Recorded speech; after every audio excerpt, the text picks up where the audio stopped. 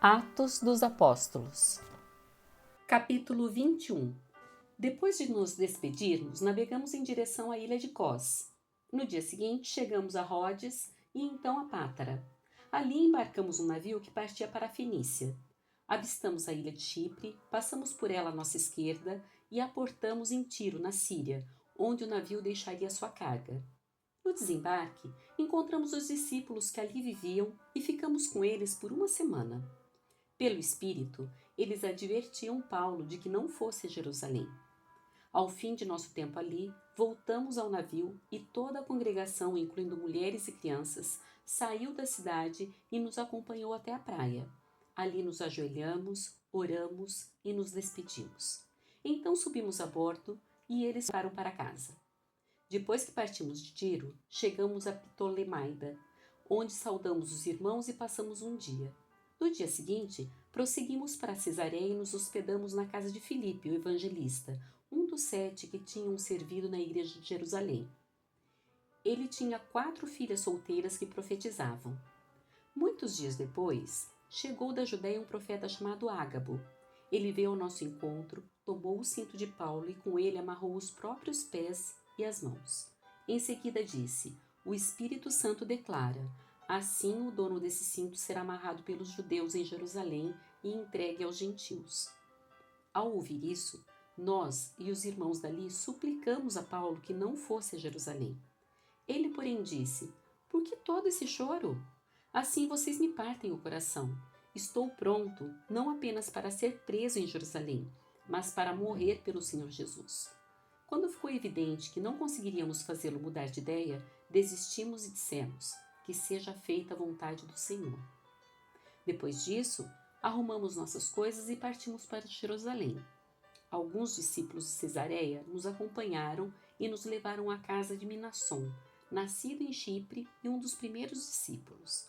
Quando chegamos a Jerusalém, os irmãos nos deram calorosas boas-vindas. No dia seguinte, Paulo foi conosco ao encontro com Tiago e todos os presbíteros da igreja de Jerusalém estavam presentes. Depois que Paulo os cumprimentou, relatou em detalhes o que Deus havia realizado entre os gentios por meio de seu ministério. Quando ouviram isso, louvaram a Deus e disseram: "Você sabe, irmão, quantos milhares de judeus também creram, e todos eles seguem à risca a lei de Moisés. Mas eles foram informados de que você ensina todos os judeus que vivem entre os gentios a abandonarem a lei de Moisés.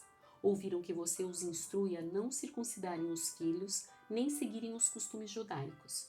Que faremos? Certamente eles saberão que você chegou.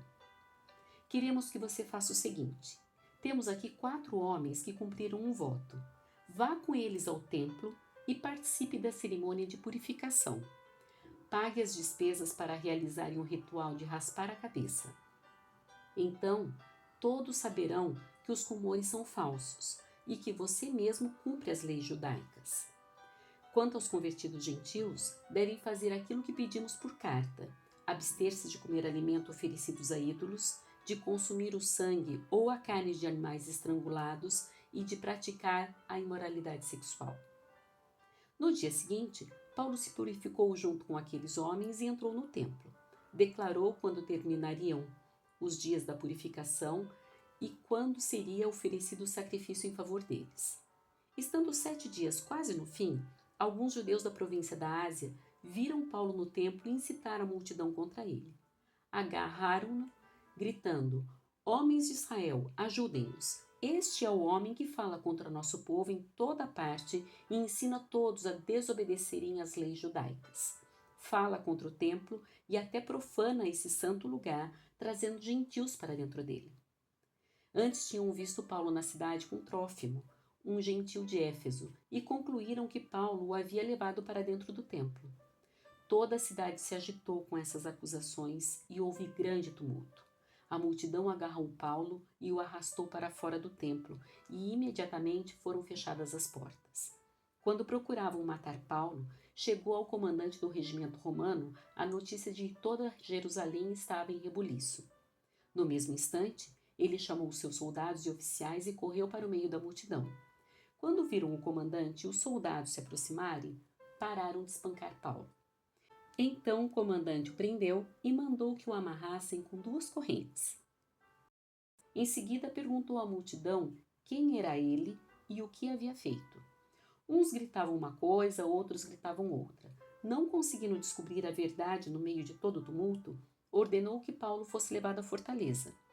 Quando Paulo chegou às escadas, o povo se tornou tão violento que os soldados tiveram de levantá-lo nos ombros para protegê-lo. E a multidão foi atrás, gritando: Matem-no! Matem-no! Quando Paulo estava para ser levado à fortaleza, disse ao comandante: Posso ter uma palavra com o senhor? Surpreso, o comandante perguntou: Você fala grego? Não é você o egípcio que liderou uma rebelião algum tempo atrás e levou consigo ao deserto 4.000 assassinos? Não, respondeu Paulo. Sou judeu e cidadão de Tarso, cidade importante da Cilícia. Por favor, permita-me falar a essa gente. O comandante concordou, de modo que Paulo ficou em pé na escadaria e fez sinal para o povo se calar. Logo, um silêncio profundo envolveu a multidão e ele lhes falou em aramaico, o idioma deles.